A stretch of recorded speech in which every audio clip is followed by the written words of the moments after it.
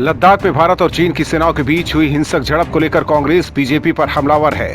कांग्रेस के पूर्व अध्यक्ष राहुल गांधी लगातार नरेंद्र मोदी सरकार पर निशाना साध रहे हैं और एक के बाद एक सवाल खड़े कर रहे हैं। ऐसे में कांग्रेस के सहयोगी एनसीपी प्रमुख शरद पवार ने चीन मामले पर मोदी सरकार के बचाव और राहुल गांधी को ही आईना दिखाने का काम किया है। हालांकि चीन ही नहीं बल्कि मोदी सरकार को कांग्रेस जब घेरने की कोशिश की है तो शरद पवार हर बार मोदी के रक्षा कवच बनकर सामने खड़े नजर आए हैं। कांग्रेस नेता राहुल गांधी ने कुछ दिन पहले कहा था कि प्रधानमंत्री मोदी इस बारे में सच बोले और अपनी जमीन वापस लेने के लिए कार्रवाई करे तो पूरा देश उनके साथ खड़ा होगा। इस पर एनसीपी प्रमुख शरद पवार ने कहा, हम नहीं भूल सकते कि 1962 में क्या हुआ था। उन्होंने राहुल गांधी को हिदायत देते हुए कहा था कि राष्ट्रीय मुद्दे पर राजनीति नहीं होनी चाहिए।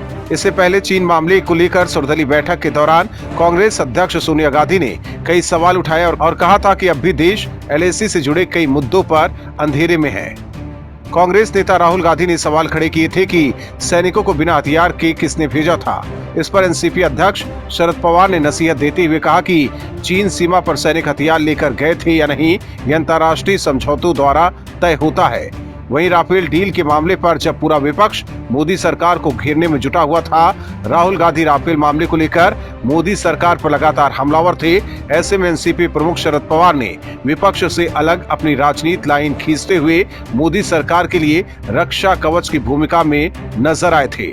शरद पवार ने राफेल पर मोदी सरकार को एक तरह से क्लीन चिट देते हुए कहा था कि लोगों को पीएम मोदी की नीयत पर कोई शक नहीं है। इतना ही नहीं, 2014 महाराष्ट्र विधानसभा चुनाव के नतीजों के बाद बीजेपी बहुमत के आंकड़े से 18 सीट पीछे रह गई थी।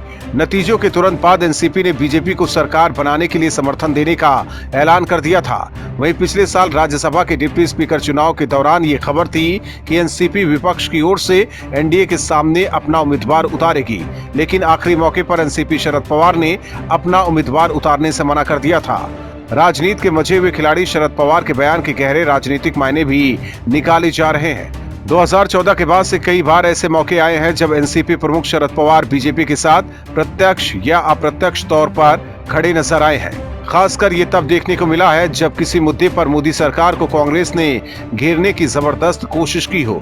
पीएम मोदी भी एनसीपी प्रमुख शरद पवार को लेकर सार्वजनिक मंच से तारीफ कर चुके हैं। मोदी सरकार में ही शरद पवार पद्म विभूषण से नवाजे गए। शायद यही वजह है कि जब भी मोदी किसी मुसीबत में होते हैं, शरद पवार हमेशा उनकी मदद के लिए तैयार रहते हैं। हालांकि इस बार पवार के मदद के क्या मायने निकाले जाए ये तो वक्त बताएगा, लेकिन इतना जरूर है कि महाराष्ट्र में एनसीपी, शिवसेना और कांग्रेस की सरकार है और तीनों दलों में मतभेद खुलकर सामने आ चुके हैं। तो क्या माना जाए महाराष्ट्र की राजनीति में पवार फिर कोई उलटफेर करेंगे?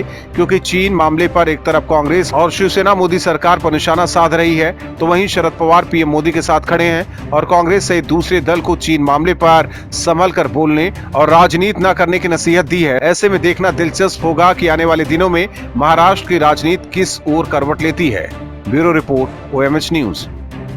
और भी वीडियोस देखने के लिए चैनल को सब्सक्राइब करें और बेल आइकन को दबाएं।